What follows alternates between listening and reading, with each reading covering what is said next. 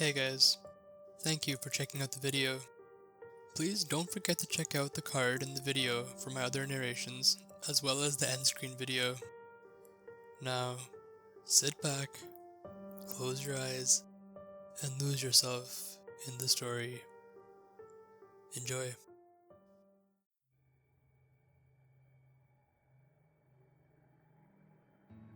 Why I Don't Watch Porn Anymore by Alex Rossrider. I've been on welfare for the past 10 years. I look for jobs as much as I can, but when the nearest 9 to 5's a 2-hour bus ride away and wants a college degree just to consider you, it's hard. I still look, but let's be honest, the odds are against me. But a guy's got to have something to do, right? So my thing to do is porn. I got nothing else and I'm a man, right? But my internet connection is shit because fucking Comcast has a monopoly around here. So I can't watch porn online like a normal person. I have to rent it from a shop a while away. And the worst part of it is that I can barely afford it. I can't afford to get laid, and that's bad enough. But I can't even afford to buy my own porn.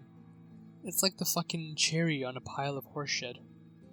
I pay rent for my shitty studio apartment, and I pay for my food, and then I've got about $100 to take me through the month without going insane. So I rent porn. And not the good stuff from Evil Angel, Bang Bros, and all of the other big name studios.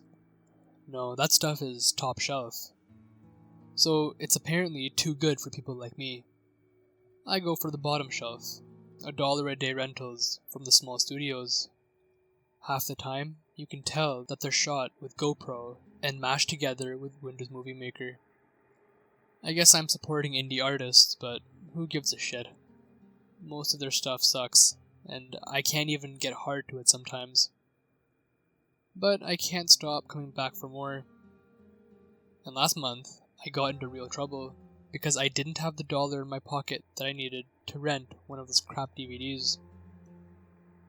Tried to talk to the clerk, asked him to cut me a deal, since I'm a regular and all that, but he wasn't having any of it. Fucking hippie. He's the reason why this country is going to hell in a handbasket. Anyway, he kept saying no, no, and no again. No matter what I said, until I finally reached into my pocket, grabbed something, and slammed it on the counter. I didn't even know what it was. There, I said. What'll that get me? It was a quarter and a dime, and that was all. 35 fucking cents. All I had to my name. At first, I thought he was going to laugh and kick me out of the shop. But then he pointed down at the bottom shelf of a rack of CBT and pissing stuff. I don't usually get that since it's too expensive. But there was one DVD down there that was only 30 cents a night. You know how they say you get what you pay for? Well, it's true.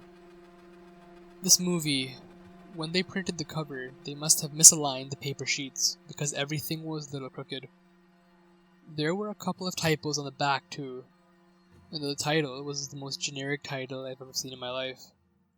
Obviously, I'm not going to say what it is, but if you guess something like POV, Mexican blowjob slut, you'd be pretty close to the money.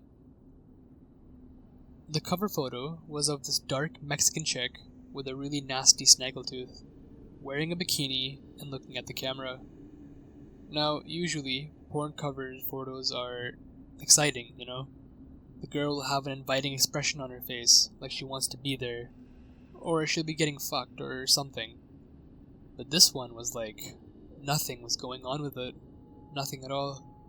She was there, but she wasn't there. I can't explain it in any other way. Whatever. I took the DVD and told the clerk to keep the change. It's a long walk home, it always is. But I kinda like it. Drives the anticipation up, you know? Gets the blood flowing. So by the time I got home, I was in the mood, just like always. I dropped my shorts, popped in the DVD, opened up a bag of Cheetos, and started to jerk it. That's one good thing about the movie. there's no friggin' DVD menu to bother with. It just gets right into it. The movie is shot POV style, so there's this dude kind of laying down in a room of some kind. The chick from the cover walks through the door with a big frosted glass panel, kind of dances a little bit, and then crawls toward the camera. She starts to feel up the guy's shorts before she unzips them and starts to do her thing. No story, no bullshit, nothing. Sounds great, right? Maybe not. To be honest, she's not really good at the whole blowjob thing. The dude's cock doesn't look that big, but she can't throat it. Not even when he puts his hand on the back of her head and helps her out. Even then, even when he slaps her and uses both hands, she can't take it all. I guess I got to give her credit for trying. Most chicks won't go to the point of crying and puking through their noses like that. I got off about halfway through the video, but I kept eating Cheetos and watching anyway. Nothing better to do, I guess. Plus, it was kind of funny seeing that dumb bitch choke like that. But I started to notice something really weird about the video. She kept looking off screen. Editing takes care of that in the professional stuff, but even for a homemade porno, she looked off screen a lot. And not at the dude who was filming either. She kept looking above and to the right of him.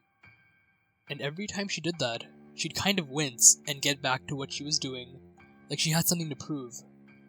It was like there was something there that scared her a lot. And then I realized something else. The room the film was shot in, I knew where it was.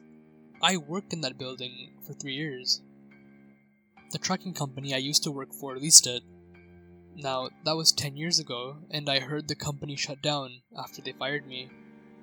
Probably because they fired me. But I still remembered where the building was. So I figured, damn, why not check the place out? I'd never been to a porn studio before, and besides, I'd get a kick out of seeing my old office used as a porn set. Hell, if I showed up, maybe they'd give me a job. Now, it's a ways to that part of the city, a long ways, probably 8-9 miles, and I don't got a car or a bike, so I had to walk it. But hey, it's like an adventure, right? So I grabbed my flashlight and a beer and got along.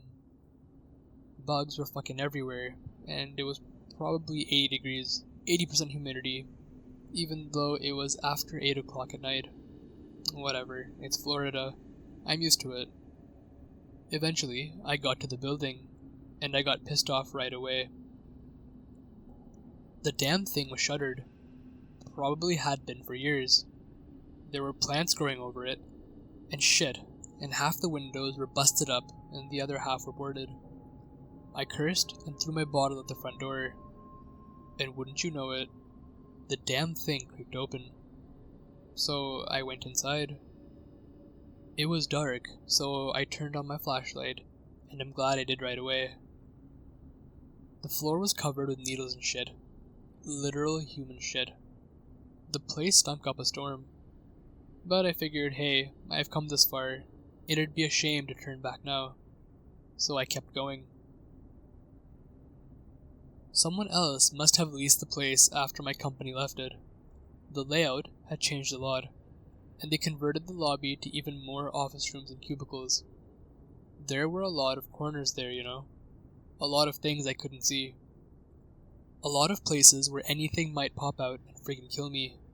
A bum with a knife, a black punk with a gun, a meth head, anything. But fuck it, right? I wasn't going to turn back.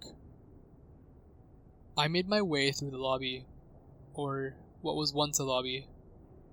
Since I was the only person there, and since the whole building is just plain concrete block, my footsteps echoed a lot. At least, I hope they were echoes. I got to the hallway that led to my office, and that was the worst part of it. My flashlight isn't that bright, and the hallway is long, so you can't really see the end of it when it's dark like that. I admit it. I got kind of scared at that point. I walked as quietly as I could, and tried to hold my breath. My flashlight was a dead giveaway, but I figured it was worth it. Going down that hallway in pitch blackness, I don't know if I could have done it. Eventually, I got to my office. The number painted above the door must have faded years ago, but I recognized it anyway. 5th on the right, and the only one with the glass panel over the door. They took out the solid door after some bitch from HR almost caught me jacking it during my lunch break. My own friggin' lunch break. So, I opened the door and found nothing. Just nothing. Not even dust. That's what tipped me off that something was weird about the place. Didn't take me a minute to realize what. The whole room smelled like laundry, like bleach.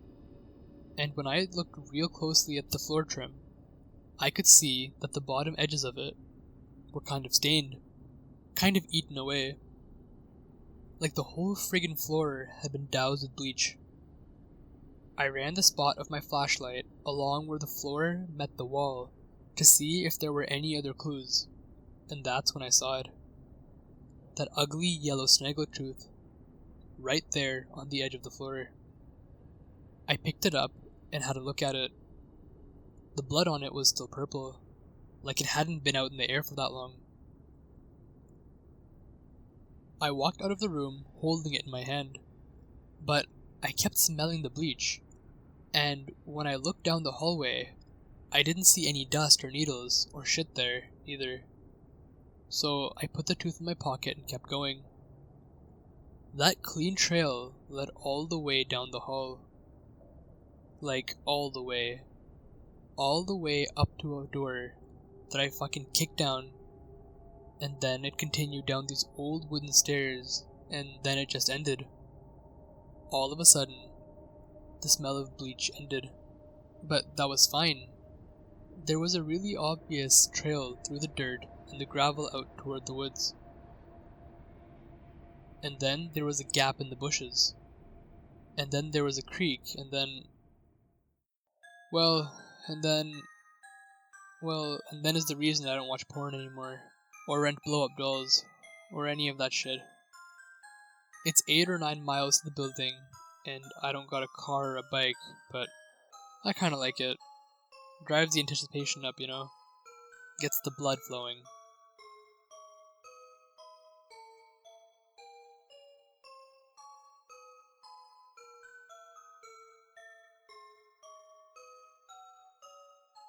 Hey, I hope you enjoyed the video. If you did, check out one of the recommended ones on the screen. Also, if you feel like it, please like, subscribe, and share this video so that I can grow my channel and create even better content for you guys.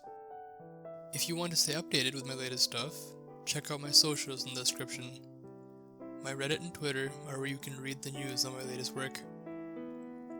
I'll see you guys next time. Stay safe, and more importantly, keep traveling down the dark path.